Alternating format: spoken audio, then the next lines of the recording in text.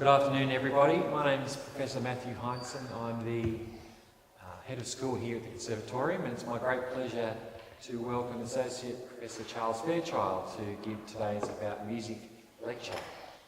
Charles and I actually started working at the university around the same time, very close together actually. So it's been great to follow Charles's amazing and unique work in the field of popular music. And I said to Charles today about his topic, I said, what is this, what's the rock imaginary? Did you come up with it? As you hear, it turns out that there's a long history of this sort of thing. So I'm sure you'll find this talk as fascinating as I will. Thank you, Charles. Thank you, Matthew. Thank you, Matthew. Thank you for coming. In 2004, Kalifi Sane, then a music critic for the New York Times, published an article about the long-running arguments between rock critics and pop fans. Sane wrote under the banner of poptimism, and he launched his attack on rockism, the latter being a term of abuse directed at those perceived to be too closely bound up with the tradition of rock criticism said to have begun in the mid-1960s. Given that Sane linked rockism with imperialism, racism, and sexual assault, it's probably not too surprising that his article got a fair bit of attention. He broke little new ground, however, but his article did act as a kind of argumentative lens that put into sharp focus what was already at the time a very tired argument. The general idea lurking behind the debate over poptimism is that popular music in general, and pop music in particular, have been cruelly excluded from the many discourses of quality and critical assessment that have been used over the years to legitimate some forms of musical expression and experience and denigrate others. Of course, it's generally true that various critical discourses have been used for this purpose. That's exactly what criticism is for. However, while it is clear that Sane and his fellow poptimists were arguing against something, what they were arguing for was actually quite strange. They demanded that the deeply conservative, critical and conceptual pillars, long used to uphold the legitimacy of a wide range of musical traditions, such as European art music, jazz, and rock, be applied to pop music. Stranger still, they did so in the name of diversity and recognition of the marginalized. Despite the claims of poptimists that they were not simply trying to establish new outposts of achievement in a mildly expanded pantheon of great art, this is more or less what they did. Absent from these long-running debates is one simple fact. For at least the last 100 years or so, popular music has not been the excluded outsider fighting for critical recognition. Indeed, as I will suggest here, pop music has been an integral part of many such discourses for a very long time. However, many fans of various traditions of popular music have been excluded and marginalized from mainstream society. And this is what's important to understand. Arguments such as those between rockists and poptimists are not actually about music. They're about something else entirely. These debates are about the meaning of music, or more precisely, the ways in which music becomes meaningful as it moves through the world. Academics such as myself call this cultural intermediation, and in studying these phenomena, I consciously subordinate the analysis and interpretation of music to broader and more social and circumstantial forms of understanding. What is most interesting to me about the debates I'm describing is how most participants are actually making various kinds of ethical or even moral arguments instead of aesthetic ones. Poptimists are arguing that pop can and must be taken seriously as an art form on its own terms, and further, that this music is a worthy expression and reflection of many people's real lives and concerns. In this worldview, pop music performs the deeply necessary civic task of allowing voices that have been marginalized and excluded to be heard and valued. Therefore, if you don't like pop, or don't believe it is perhaps the best vehicle to carry these tasks forward, you're not merely wrong, you are an exclusionary elitist and quite possibly a bad citizen. You may have allowed your personal predilections to overcome your rational obligation towards the harmonious inclusion of all musics, and by extension, all people. Remarkably, the first generation of rock critics, whose descendants would come to be called by the epithet rockists, made similar arguments in support of their chosen music in the mid to late 1960s. This is when rock emerged as a quote-unquote real art form with its own critical infrastructure. The first generation of rockists said that rock was the music of the people, and it must be taken seriously and valued on its own terms, etc., etc. Poptimists are unwittingly saying almost the exact same thing. They're just saying it about what they imagine to be an entirely different set of aesthetic and expressive priorities. But this new brand of poptimism expresses notably similar kinds of unabashedly personal and emotive assessments of popular music, as did their rockist forebears, as we will see. What I want to focus on tonight is the implicit and universal linking of music to larger social formations this music is presumed to reflect and embody. To explore them, I'm going to do a couple things. First, I'm going to argue that poptimism is not so much a revolution in taste-making or aesthetic value, so much as it is part of a continuous expansion of a broader and more widespread set of demands for the inclusion of diverse forms of popular music within a common critical infrastructure, the origins of which go back to at least the early 20th century. Second, I'm going to argue that this common critical infrastructure has a name, the rock imaginary. And third, this rock imaginary reflects a larger, more encompassing way of understanding popular music that is so widespread as to be invisible. Simply put, it is the critical water in which we swim. Now, first I want to set out what I mean by the term imaginary. Obviously, it's not meant to be imply made up or not real. Instead, this is a term that's often used in history, anthropology, and cultural studies to refer to a kind of implicit social agreement about the meanings of broad abstract terms at any given point in time. The concept is usually referred to as the social imaginary, and it began most influentially with the historian and anthropologist Benedict Anderson, who argued that the complexities of mass abstractions, such as nation or a people, are best understood through the imagined connections people produced to sustain these abstract concepts. As this concept was taken up by other scholars, it gradually expanded to encompass what Alberta Arthurs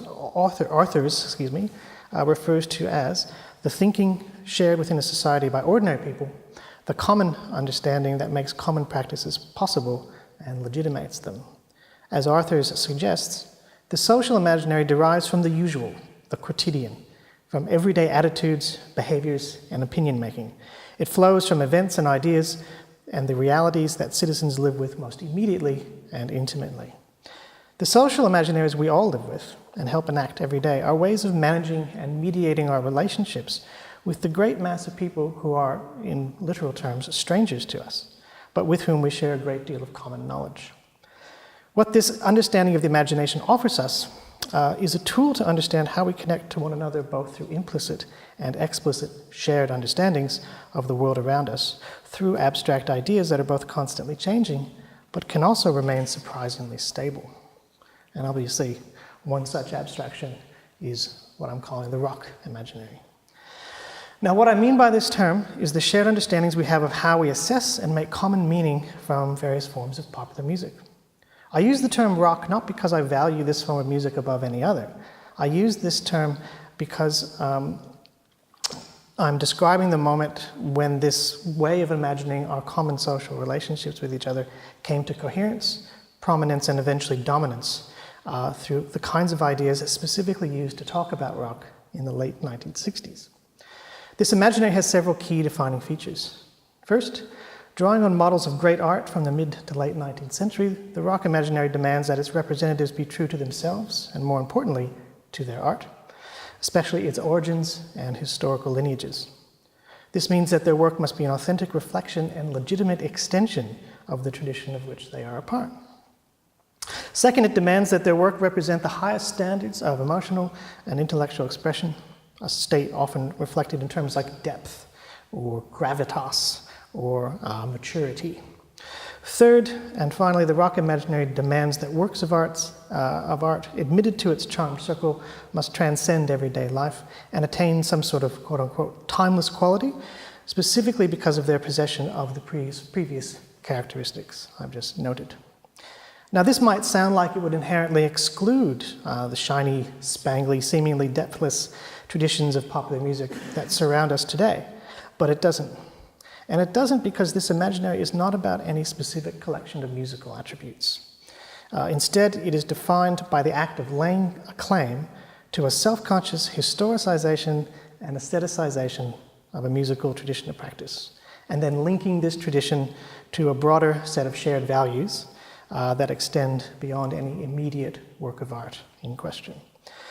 Now, there are simply endless examples of contemporary popular music writing in which we are told that the seemingly superficial, disposable pop with which we seem to be continually inundated is in fact a deep, authentic, and serious reflection of our society's most cherished beliefs and values.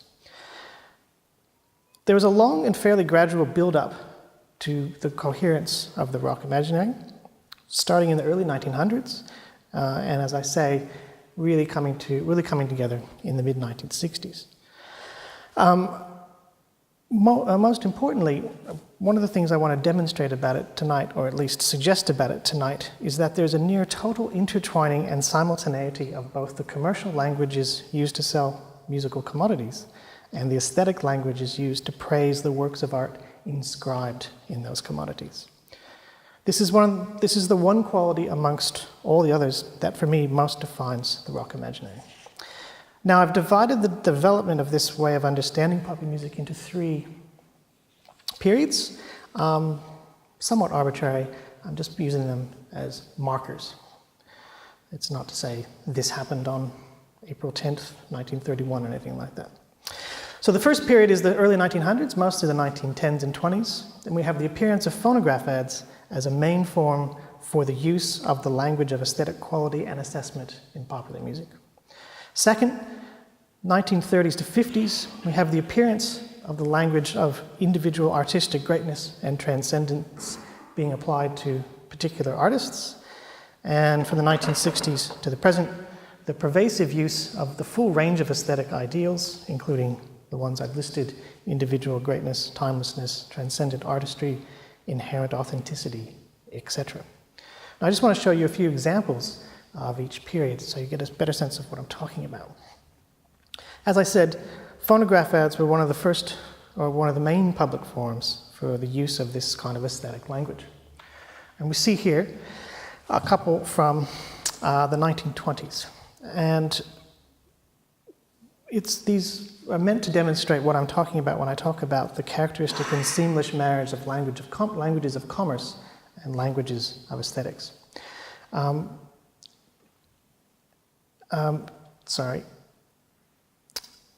If we look at these examples from Ramblin' Thomas on the top and Bessie Smith on the bottom, 2 very well-known blues singers, we see some fairly straightforward praise of both the product and the artist, in which the visceral thrill of the blues is indissolubly linked to the fidelity and clarity of the phonograph itself.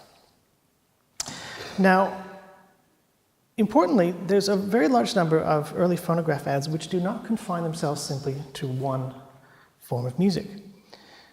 In fact, a lot of phonograph ads were nothing if not ecumenical in their praise for a huge range of different types of music.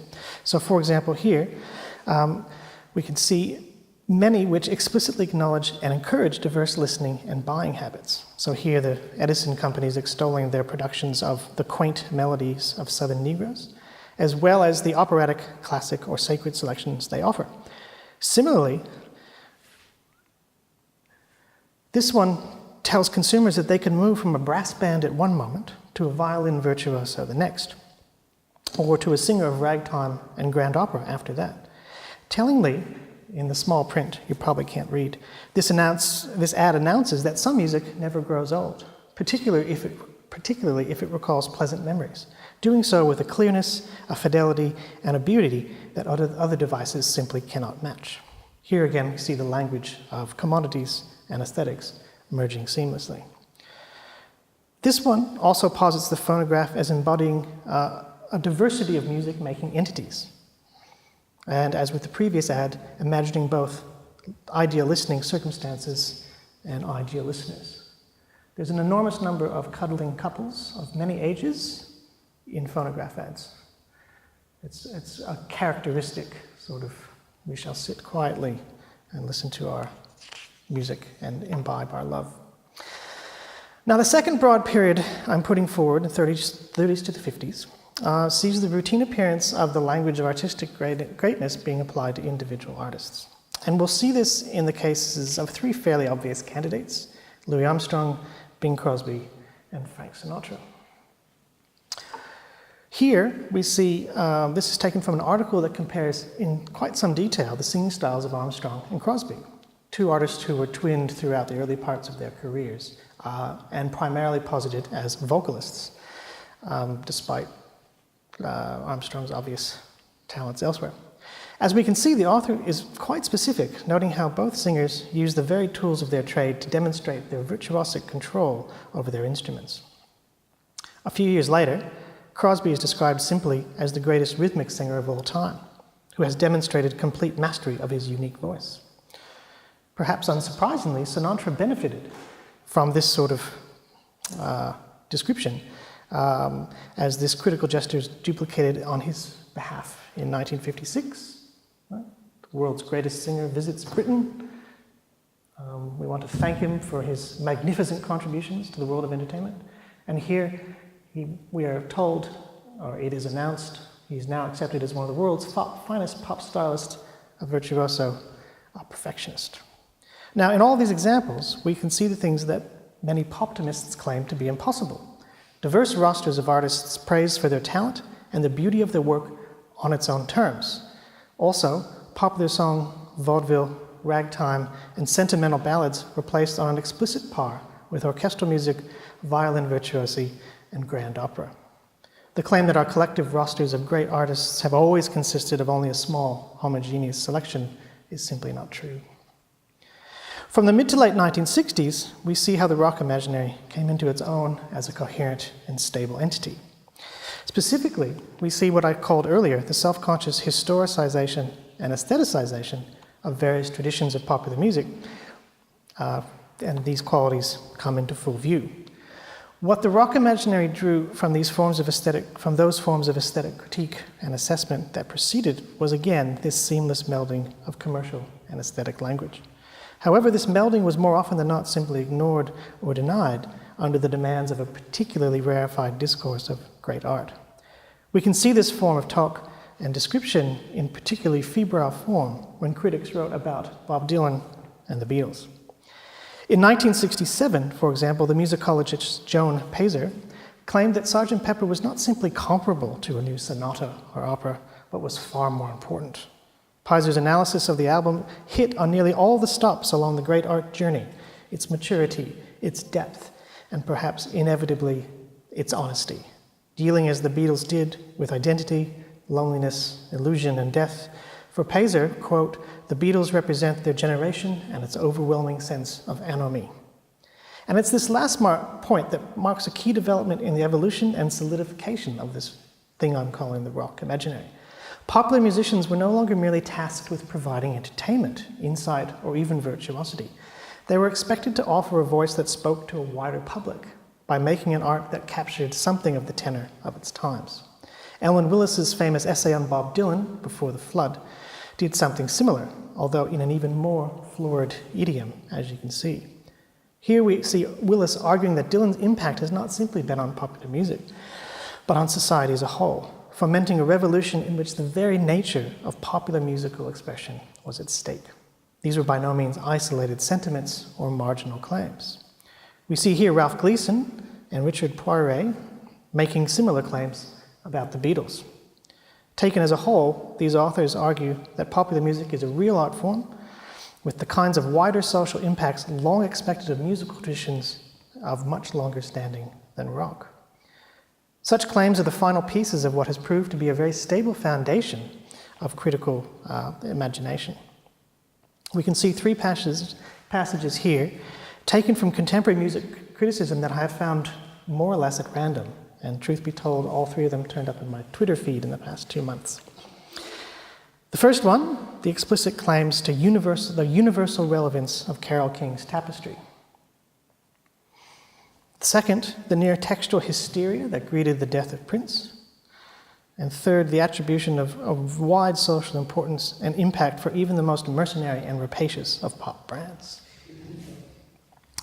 There's little to separate rock, pop, hip-hop, or even most other forms of high-profile mainstream popular music in terms of the specific or critical commendations currently attributed them in contemporary pop music writing. Now, before I move on to an in-depth examination of one particularly visible iteration of the thing I'm talking about, the rock imaginary, I just want to note a few of the wider social and historical bases from which this particular form of making meaning from music actually springs. It's crucially important to recognize how different the 60s were from the eras that preceded them.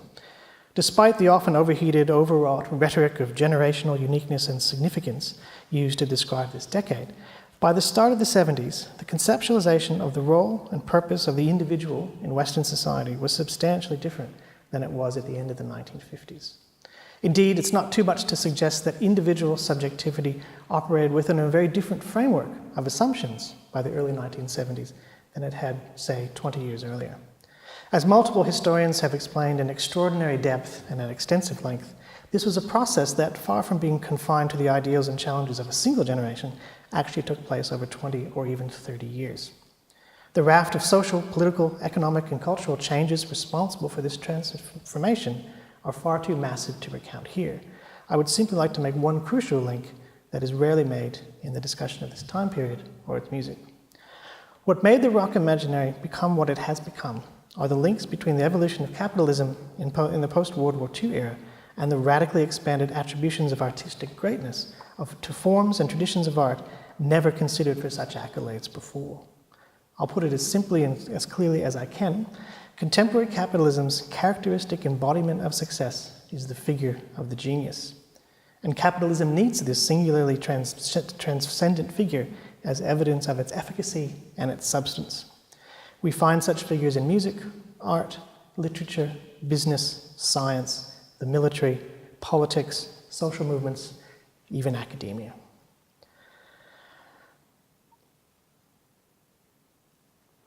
In specific relation to music, the often overlooked links between the counterculture and consumerism are key to understanding the rock imaginary.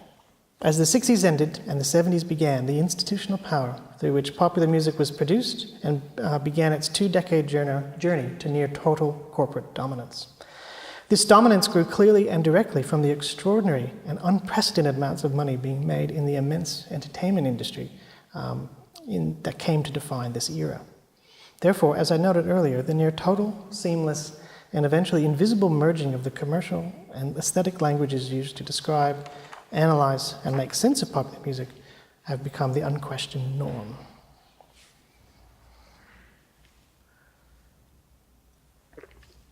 Now, I'd like to spend the rest of this talk talking about one example that brings all these different forces together, the Popular Music Museum. The reason I was asked to give this talk is because I was on study leave last semester, and my chosen objects of study are these 14 museums. I'm going to focus on the one in red, the Country Music Museum and Hall of Fame in Nashville, Tennessee.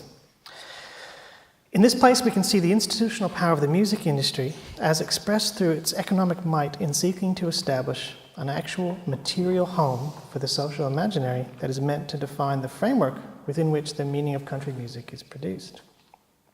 This place clearly links the commercial power of this industry to its ability to make aesthetic determinations through rankings of artists on a hierarchical scale of greatness and goodness, and the extensive evocation of a musical tradition's origins to justify these choices.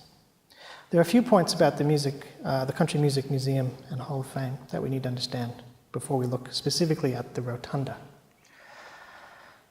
First, the architecture of the museum plays an important role in how it makes meaning from music, as also the ways in which its objects in its collections are presented. Second, the museum's primary overall task is to construct a kind of inevitable historical progression of this musical tradition. As such, this museum pays a great deal of attention to the origins of country music. In the story that this museum tells, one that carefully attends to the inevitable upward sweep of history, it confirms the greatness of the artists on display and attempts to push them into a state of timeless transcendence. The Hall of Fame Rotunda sits at the end of the main exhibition hall on the second floor of the museum.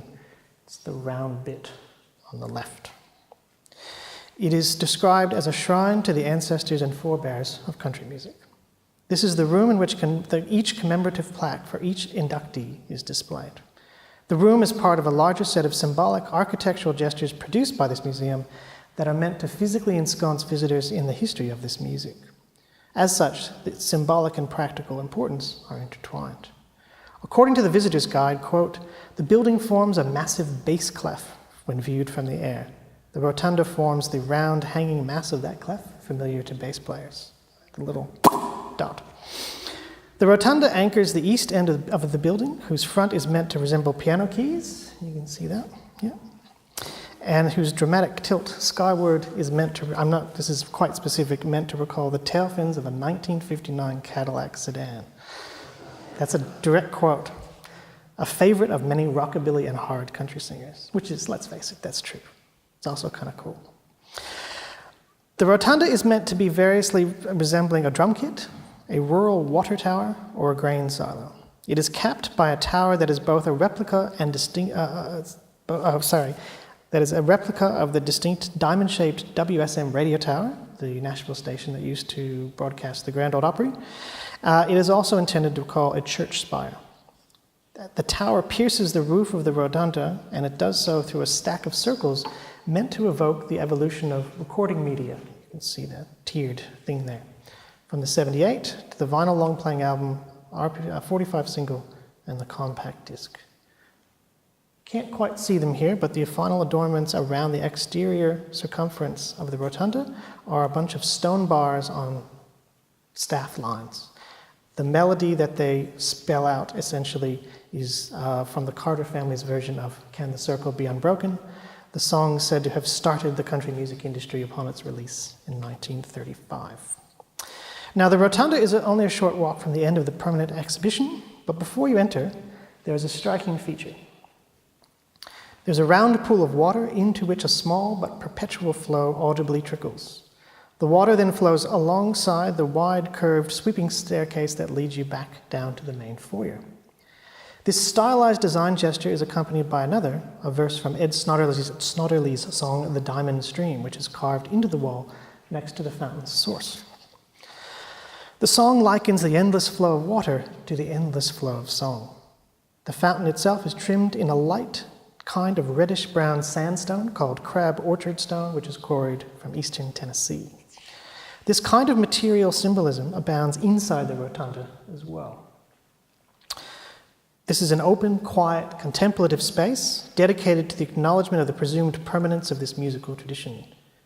East Tennessee sandstone adorns the walls of the rotunda, which holds all the plaques of each of the Hall of Fame members.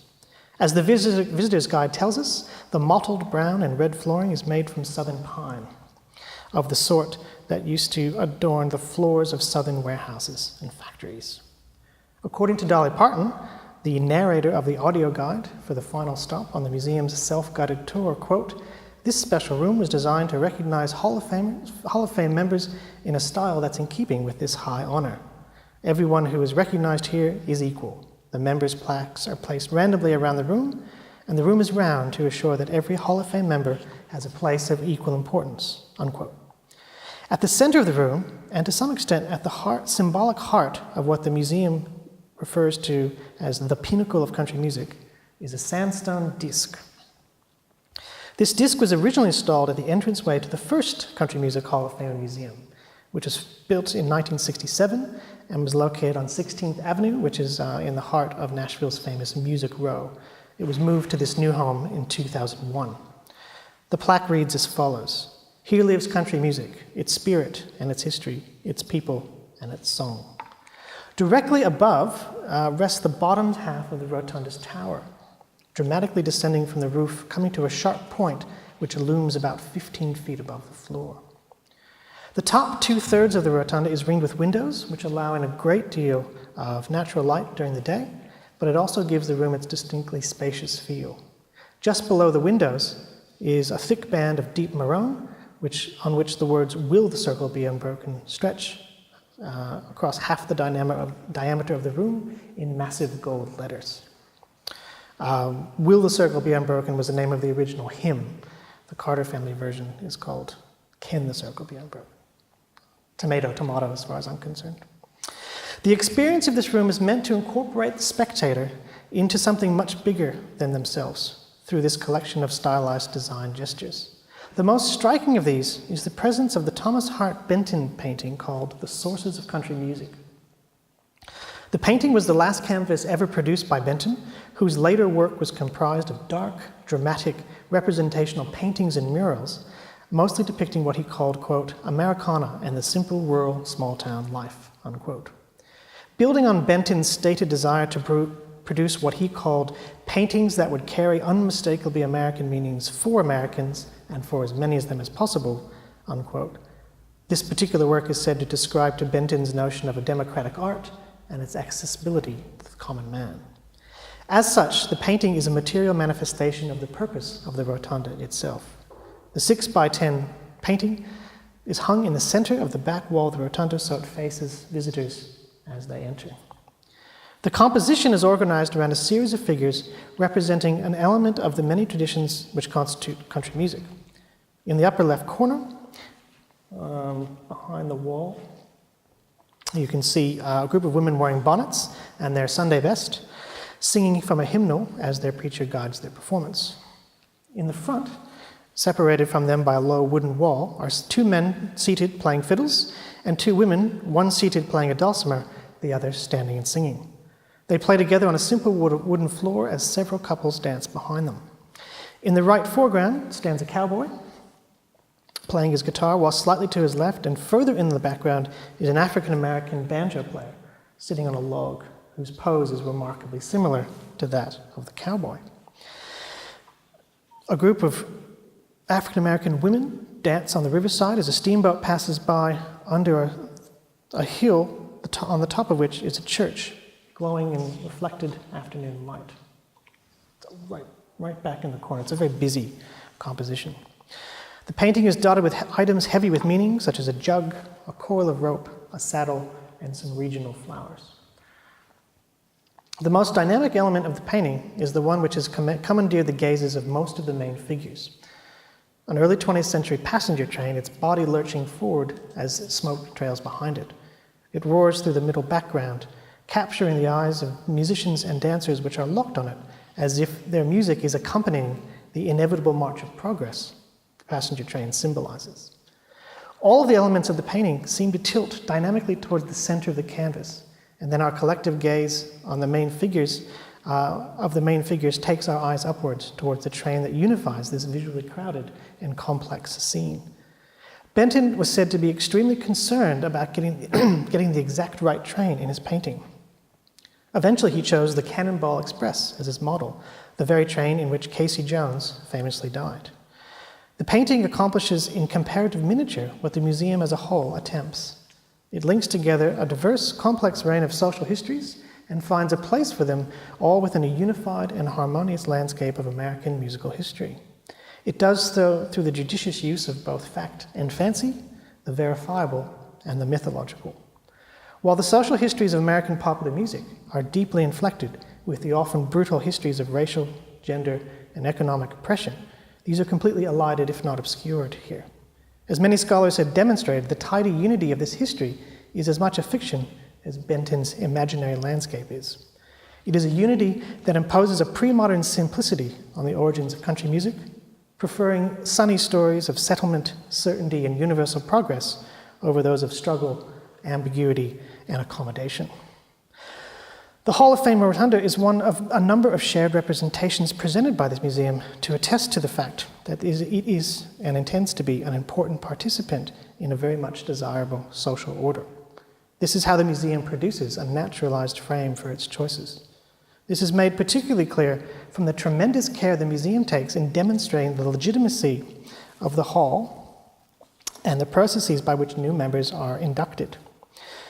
Both of these processes are described in curious amounts of detail in both the visitor's guide and the audio guide for this room. New members are judged by their influence on others, and with a special category reserved for deserving pioneers who have been overlooked in previous elections. A few particular passages in the audio guide are telling in terms of the rhetorical appeal of these mostly blandly technical rules and procedures. As noted, the portion of the audio guide for the Rotunda is voiced by Dolly Parton, who, speaking in her bright, familiar East Tennessee drawl, speaks in a tone and rhythm one might reserve for reading a set of instructions aloud to small children. She tells us that the Hall of Fame is made up of a select group of mighty talented individuals. The honor to which they have been admitted was created in 1961 by the Country Music Association. This is all a quote, by the way. Country music's leading trade organization. The CMA is separate from the CMF, the Country Music Foundation, which operates the Country Music Hall of Fame Museum. The CMA conducts the Hall of Fame elections. The CMF runs the museum and displays the Hall of Fame plaques. Got that? Okay. She then laughs gently as she speaks as if anticipating a somewhat befuddled reaction to the presentation, to a presentation that has the ring of a disclosure requirement to it. In a slightly more intimate tone, she concludes her lesson in the governance of country music this way. Here's a little more inside information for y'all. The Hall of Fame elections are conducted by secret ballot. Each year, a small percentage of the 6,000 CMA members are designated to vote in the Hall of Fame election. Generally, between 1 and 4 new members are elected each year. She then slides seamlessly into an explanation of the iconography of the Rotunda, concluding by saying that this room is here to, quote, remind us that country music's pioneers will always be connected to its present. It's this last passage, spoken by a beloved figure in the country music field, as well as a Hall of Fame member, that cements the appearance of an organic link between the complexities of social history and its rhetorical and material approximation in the Hall of Fame Rotunda. My goal here has been to draw out a few themes and examples that link together a broad range of artists across a fairly long span of time. They are linked through what I have been calling the rock imaginary, or a form of thinking and common understanding that we all share with a huge mass of strangers who, despite not being directly known to us, still share with us certain assumptions, understandings, and modes of expression. The rock imaginary is a popular form, and it is an everyday form. It grows from our connections with each other, with institutions, with various modes of thought and reflection, and it is both cemented and as evolutionary as our everyday attitudes and experiences are. It flows from a multitude of events and is shaped by the realities we live with most every day. What I've tried to show here is how subtle and elusive this form is as it cuts across different types of music, media, and commerce to link us together in ways that have still yet to be fully explored. Thank you.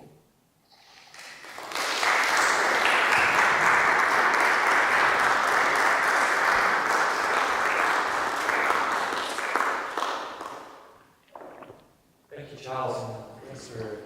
Amazing talk. There's so much in that, including giving us the opportunity to think about things which we're confronted every day, and perhaps we can recognise them in a different way.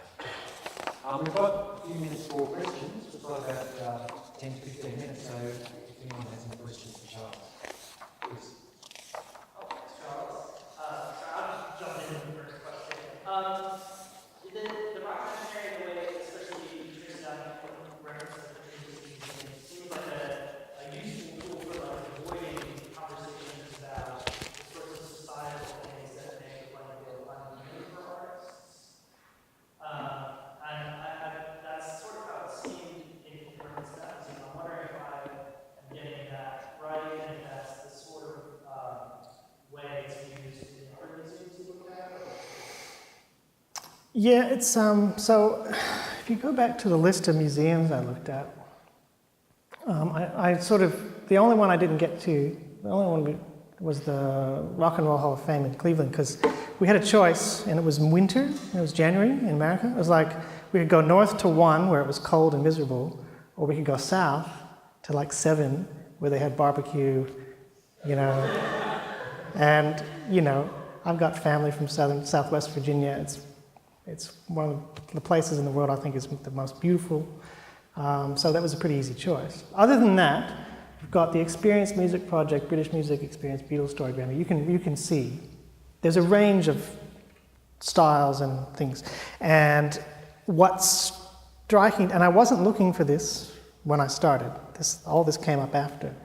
I found remarkably similar ways of talking about music in every single one of these places. And they're not done by the same exhibition people. Some are Smithsonian, some are sort of private groups that are just interested in making certain types of music more well-known. But the links between the rhetoric that they used was really consistent in a way that actually kind of surprised me. And I can be pretty jaundiced about these things. But I was very surprised by it. And your point about sort of overlooking issues is quite important. So for example, the Rock and Soul Museum in Memphis, which is a fantastic museum. The exhibitions are really good. They have special photography exhibitions which are really wonderfully executed, like musician photographs, portraits and that sort of thing. And yet, Memphis was the center of anti-lynching activity through the entire period that the museum documents, and there's not one mention of it, which is just weird. Ida B. Wells, who's probably the greatest anti-lynching activist in American history, doesn't even appear. Now, I'm not saying that there's a checklist of things they have to produce to be, acceptable to me. That's not the point. The point is the rhetoric about integration, sort of everyday integration, real-time integration between black musicians and white musicians is a celebratory story, and it's a great story. But the fact that it took place against a backdrop of often extreme violence and viciousness that produced two of the biggest internal mass migrations in American history really probably should have come up, you know what I mean? And that's what I find interesting. And I'm not saying, they didn't do a good enough job for me. That's not the point. The point is, this is extraordinarily complex stuff. Music is, it's fluid, right? It just fills in all the cracks, gets everywhere. And it takes up that complexity of everyday life in ways that I think, few things do. And the fact that this rhetoric kind of papers over a lot of that can be quite notable, shall we say. Does that make sense? Yeah. Thank you, Charles. Just an observation, first of all, the museum that you're looking at there reminds me ever so slightly of Valhalla, David's War, which is kind of like a classical music version of that, where you've got this really great person and the elevators with line over there. And since, of course, you're establishing a kind of some element of continuity between the classical music pantheon and other musics which then take up that might be interesting thing to look at. But more interestingly, just going back to the first point, so the popists versus the rockists, and again putting it in the longer context of other musics which have gone through this kind of canonization process, particularly with regard to classical music, the process of canonization was often retrospective justice done to music that hadn't perhaps had a immediate popular appeal. That's certainly what happens through the 19th century. In fact, after a while, at the beginning of the 20th century, if you had popular appeal, it was a big warning sign. Your music was probably ultimately not yours. Whereas something had very decidedly changed because Sgt. Pepper was popular, and a lot of this jazz music that was canonized was popular at the time. Are we just talking about some sort of new process of capitalism that has changed this, or is there something else, another factor that I'm just not understanding?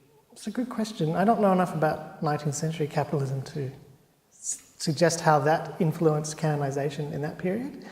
I think, and there's a lot of commonalities and parallels, but I think that's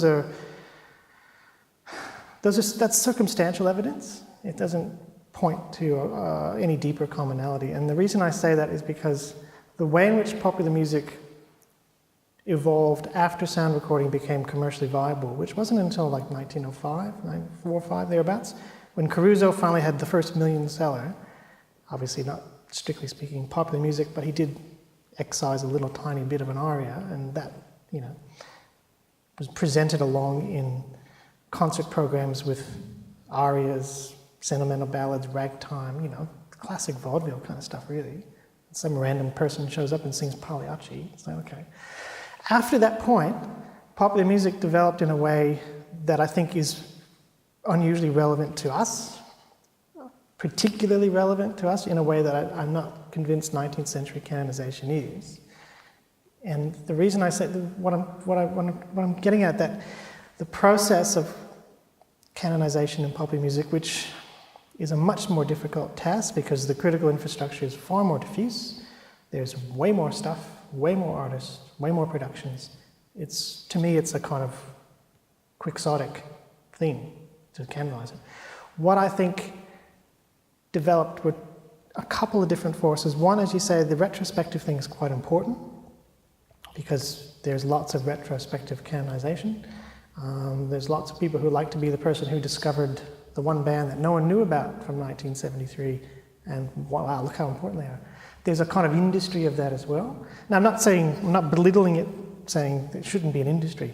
What I'm saying is the critical language of popular music, as developed in the 20th century, is as much a commercial language as it is an aesthetic language. And I don't see any necessary contradiction between those two things because of the way they work when you look at actual examples of it. You look at the things I had from Sinatra and Crosby, Sinatra in particular, like that's Picture Goer magazine. Yeah, it's just a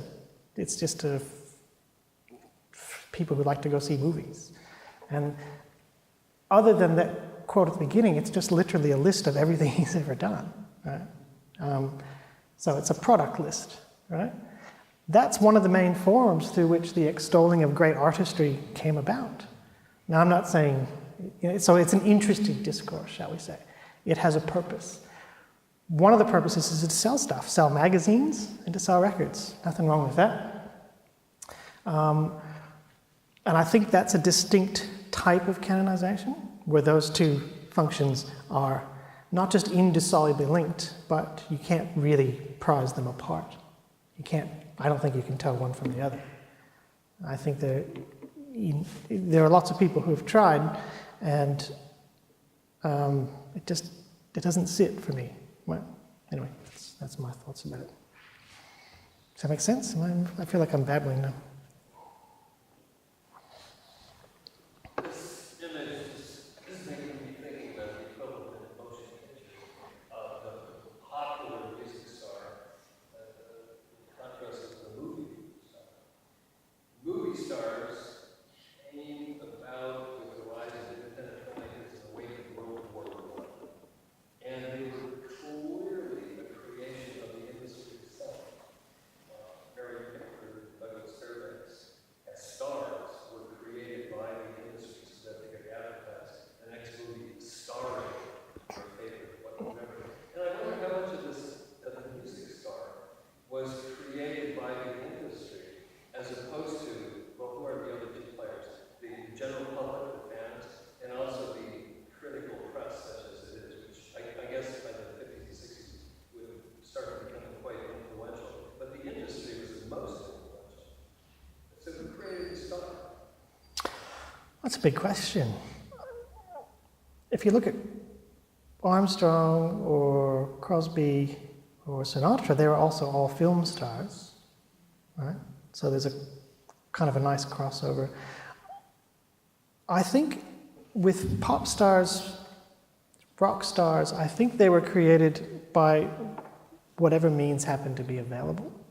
So whether or not it was film or selling records or playing, one of Bing Crosby's, one of the main sources I found on Bing Crosby's musical career in the 30s was reviews of his radio shows, which had, again, typical variety show kind of stuff. And he was very charming and he was very louche. He kind of, you always imagined him sort of leaning back with his pipe, So a lot of what was constructed was people carefully constructing a complex image that could cut across different forms of media simultaneously, whether it be sound media or visual media. And you had, so they'd appear in magazines, and those magazines had a nice relationship with the managers who, set up convenient relationships. Frank Sinatra, The Voice, that was his manager's idea. He just said, the original one was something like, the voice that has thrilled millions of people around the world. It's like, The Voice, get used to it. And the idea that that became what he was called quite quickly is just a demonstration of, you know, a kind of internal institutional relationship between someone who wants something and someone else who wants something else, and coming together and saying, oh, well, that worked out. You know, these things, you know, they're not very exciting in terms of understanding the music. You know, they can be kind of depressing even, or just, you know, bureaucratic almost.